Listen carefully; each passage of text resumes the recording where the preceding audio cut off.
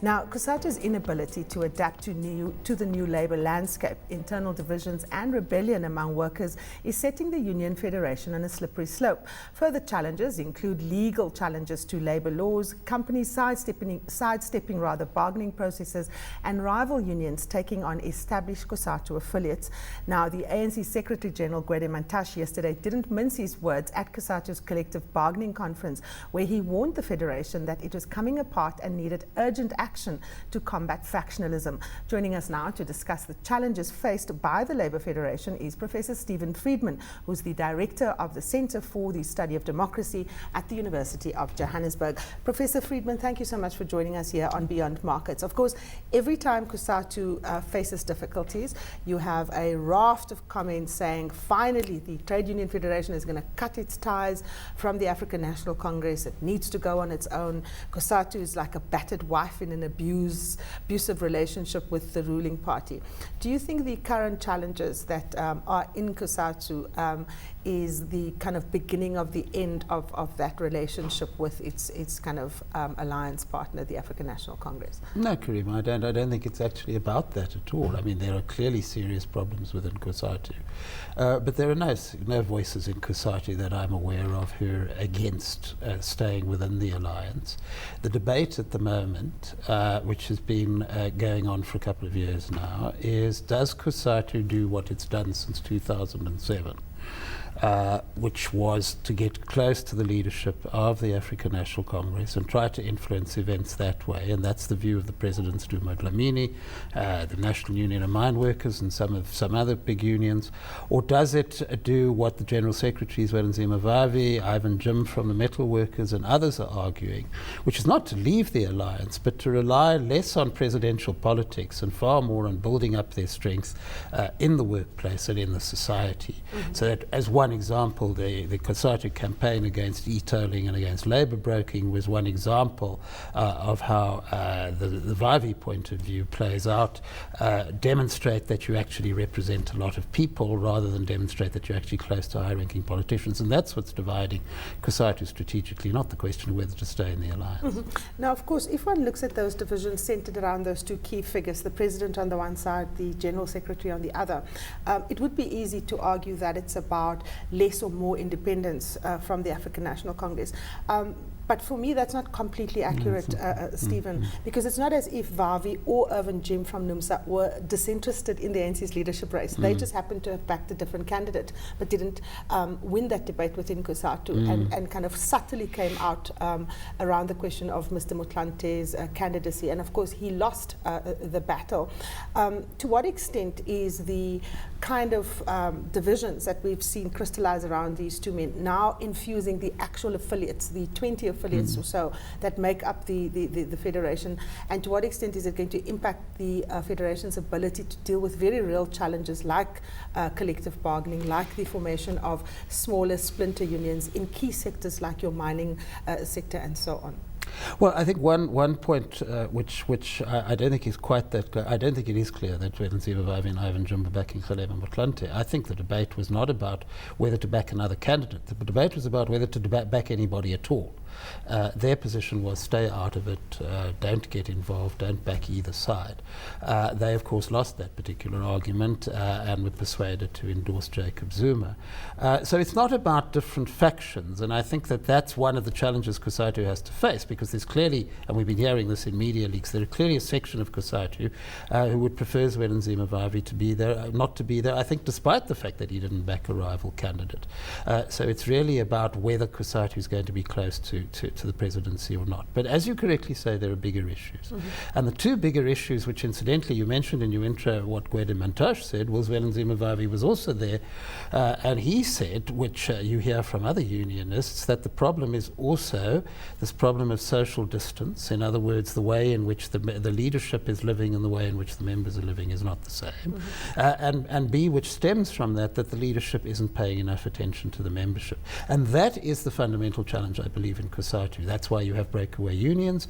That's why you have the malaise you have at the moment. It's how does the leadership actually reconnect with workers, reconnect with the membership. Now, of course, one of the key issues, particularly in the mining industry, we find that your average union member in a mining union is about 40, 45, but the average age of a mine worker is anything from 25 to about 35. So clearly young workers not keen to join established unions.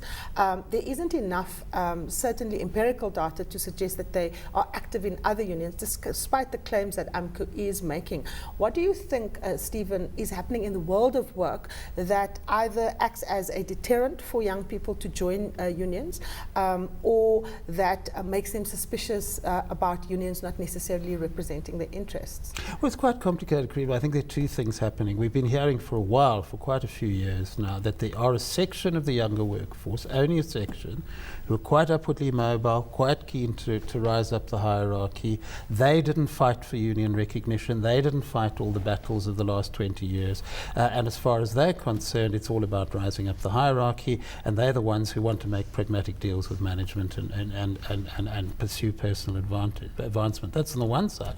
On the other side, there are people who come in, and if you've got, as Vivi said yesterday, if you've got a union leadership which is more concerned in some cases with doing well itself economically, isn't terribly interested in workers, is seen by workers to be making cozy deals with employers, then workers start to say, well, what does the union give me? So it's in a sense a two-pronged attack from the younger generation. What you do about the upwardly mobile people, I don't know. The only obvious point there is that if everybody could be upwardly mobile, you wouldn't need unions. And of course, the other point, the other workers need to be persuaded that the union actually cares about them. What about the fact that in many unions, servicing of union members is just not what it ought to be, that there isn't that kind of grind, the kind of work that needs to be done on the shop floor where you actually service the needs of members. I mean, we have union, sitting on massive funds, pension funds that are being invested. We know that is at the center of some of the internal fighting about whether Kopano Kematla, which is COSATU's investment arm, purchased, a building in a deal that could potentially have involved members of its leadership. So unions plagued by the same kinds of stuff that you find in political parties who are in power.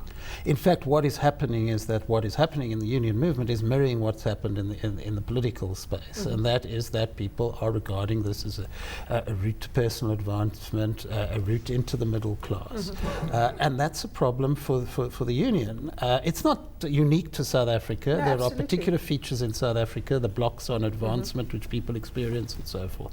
But it happens all over the world, and what tends to happen is either the union leadership gets the message from workers, in which case it adjusts and it renews itself, or it doesn't get the message, in which case workers start to take their own decisions. I think what we might see here is the breakaway unions are going to have to demonstrate that they can really effectively represent workers. I'm skeptical about that. I think you may see workers coming back into the union, but then they're going to be coming back into the union to hold the leadership to account. So the leadership need to start adjusting as a matter of urgency to what's going on in the shop. Now, of course, COSATU has positioned itself as a very strong voice outside of the formal parliamentary politics as a watchdog, as some kind of break onto excess, particularly around the sins of incumbency. It started Corruption Watch.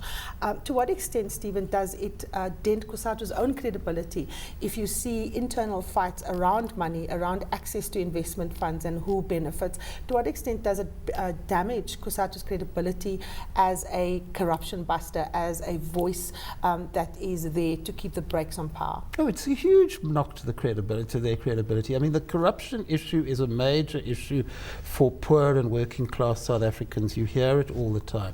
There's tremendous scope for COSATU to go well beyond Corruption Watch and to actually go out there and mobilize people to get active on this issue. But people are not going to get active if they think that the people who are asking them to fight corruption are involved in what they're asking them to fight about. So a lot of this is about integrity, and you hear stories about Vivi believes that he's being targeted because he's exposing corruption in certain unions.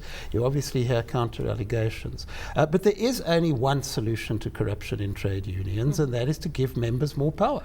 Because if members have more power, they watch over the leadership and they make sure that the leadership serves them rather than